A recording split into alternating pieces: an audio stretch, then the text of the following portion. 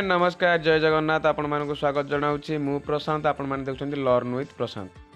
आज आम जाना जनरल क्वेश्चन उपर किसी आधारित साधारण ज्ञान चलतु आम समय विलम्ब नक टॉपिक उपरकू जीवा। ये आपंकर प्रथम क्वेश्चन टी होउछि ओडिशार अन्य नाम कौन थिला।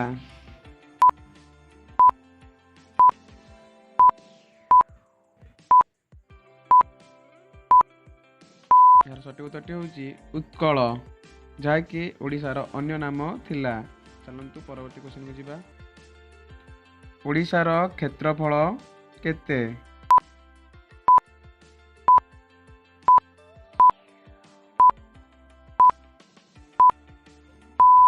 यार सठिक उत्तरटी होउछि 1,55,707 किलोमीटर।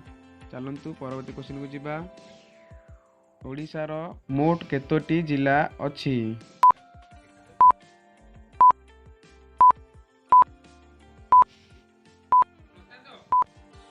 यार सठिक उत्तरटी होउछि 30टी जिला जहाँकि ओडिशार 30टी जिला अछि। चलतु आम परवर्ती क्वेश्चन को जीवा।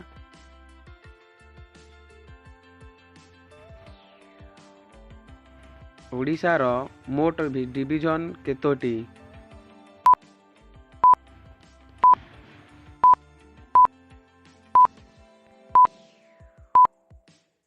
यार सठिक उत्तरटी होउछि 3टी डिवीजन जहाँकि ओडिशार मात्र 3टी डिवीजन अछि। चलतु परवर्ती क्वेश्चन को जीवा। ओडिशार केउं केउं जिल्ला रे डिवीजन अछि।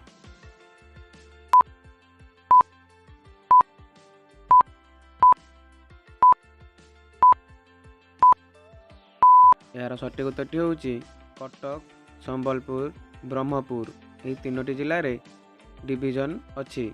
चलतु परवर्ती क्वेश्चन को जीवा। ओडिशार सब डिवीजन केतोटी।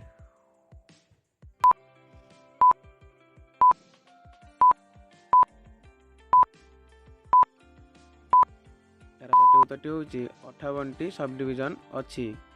चलतु आमे परवर्ती क्वेश्चन को जीवा। ओडिशार केतोटी तहसील ऑफिस अछि।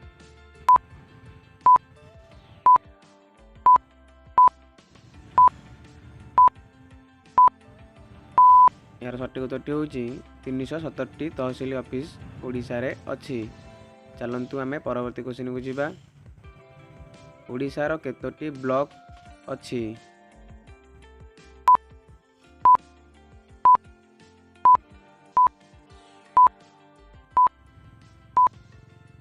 यार सठिक उत्तरटी होउछि 314टी ब्लॉक जहाँकि ओडिशा रे 314टी ब्लॉक अछि। चलतु परवर्ती क्वेश्चन को जीवा।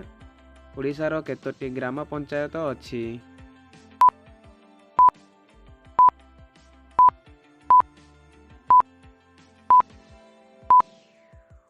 यार सठिक उत्तरटी होउछि 6,234टी ग्राम पंचायत अछि। चलतु आमे परवर्ती क्वेश्चन को जीवा। ओडिशार राजांक नाम कौन।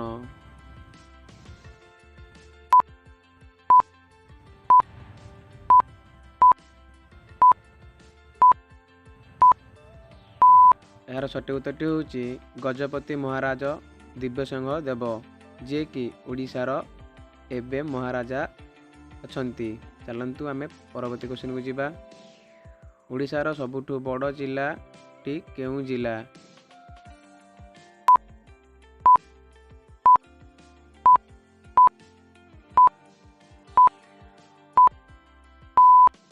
यार सठिक उत्तरटी होउछि मयूरभंज जहाँकि ओडिशार सबुठु बड़ जिला भाव में परिचित। चलतु आमे परवर्ती क्वेश्चन को जीवा।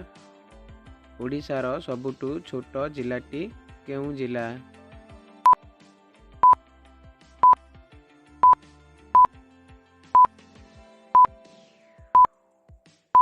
यार सठिक उत्तरटी होउछि जगतसिंहपुर जहाँकि ओडिशार सबुठु छोट जिला भाव में परिचित।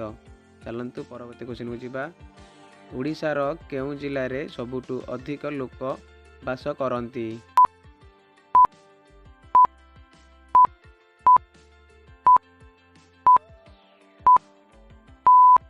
यार सठिक उत्तरटी होउछि गंजाम जहाँकि ओडिशार गंजाम जिलार सबुठु जनबहुल जिला।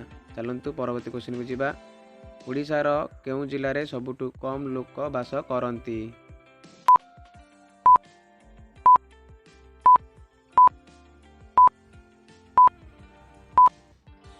ଏହାର ସଠିକ୍ ଉତ୍ତରଟି ହେଉଛି ଜଗତସିଂହପୁର, ଯାହାକି ଓଡ଼ିଶାର ସବୁଠୁ କମ୍ ଲୋକ ସଂଖ୍ୟା ସେଠାରେ ବାସ କରନ୍ତି। ଚାଲନ୍ତୁ ପରବର୍ତ୍ତୀ କ୍ୱେଶ୍ଚିନ୍କୁ ଯିବା। ଓଡ଼ିଶାର କେଉଁ ଜିଲ୍ଲାକୁ ସବୁଠୁ ଅଧିକ ପର୍ଯ୍ୟଟକ ଆସିଥାନ୍ତି?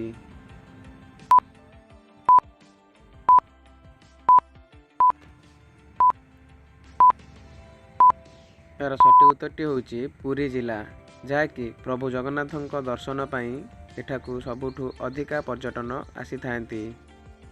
ଚାଲନ୍ତୁ ଆମେ ପରବର୍ତ୍ତୀ କ୍ୱେଶ୍ଚିନ୍କୁ ଯିବା। ଓଡ଼ିଶାର କେଉଁ ଜିଲ୍ଲାକୁ ସବୁଠୁ ଅଧିକ ବିଦେଶୀ ପର୍ଯ୍ୟଟକ ଆସିଥାନ୍ତି?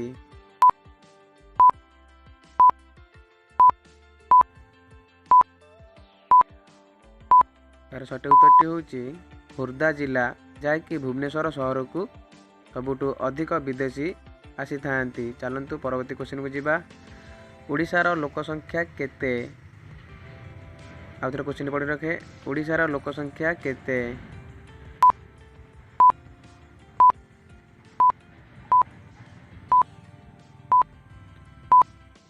ଏହାର ସଠିକ୍ ଉତ୍ତରଟି ହେଉଛି ପ୍ରାୟ 4 କୋଟିରୁ ଅଧିକ ଲୋକ ଏଠାରେ ବାସ କରନ୍ତି। ଚାଲନ୍ତୁ ଆମେ ପରବର୍ତ୍ତୀ କ୍ୱେଶ୍ଚିନ୍କୁ ଯିବା।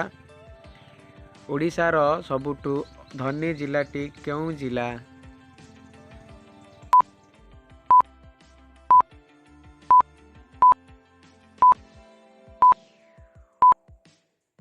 ଏହାର ସଠିକ୍ ଉତ୍ତରଟି ହେଉଛି ଝାରସୁଗୁଡ଼ା ଜିଲ୍ଲା, ଯାହାକି ଓଡ଼ିଶାର ସବୁଠୁ ଧନୀ ଜିଲ୍ଲା ଭାବରେ ପରିଚିତ। ଚାଲନ୍ତୁ ଆମେ ପରବର୍ତ୍ତୀ କ୍ୱେଶ୍ଚିନ୍କୁ ଯିବା। ଓଡ଼ିଶାର ସବୁଠୁ ଅଧିକ ଶିକ୍ଷିତ ଲୋକ କେଉଁ ଜିଲ୍ଲାରେ ବାସ କରନ୍ତି?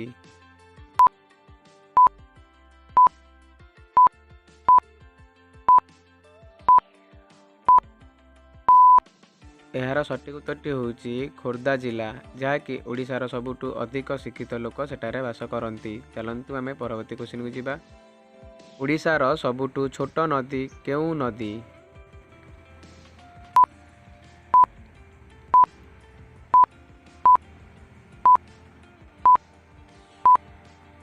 ଏହାର ସଠିକ୍ ଉତ୍ତରଟି ହେଉଛି ସୁବର୍ଣ୍ଣରେଖା ନଦୀ, ଯାହାକି ଓଡ଼ିଶାର ସବୁଠୁ ଛୋଟ ନଦୀ ଭାବେ ପରିଚିତ।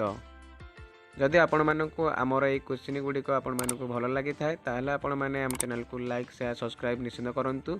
ସବସ୍କ୍ରାଇବ୍ କରିବା ସହିତ ଅଲ୍ ନୋଟିଫିକେସନ୍ ବେଲ୍କୁ ପ୍ରେସ୍ କରିଦିଅନ୍ତୁ, ଯାହାକି ଆପଣମାନେ ଆମ ଚ୍ୟାନେଲର ନୂତନ ସଦସ୍ୟ ହୋଇପାରିବେ। ଆଜି ପାଇଁ ଏତିକି। ନମସ୍କାର, ଜୟ ଜଗନ୍ନାଥ, ଜୟ ହିନ୍ଦ।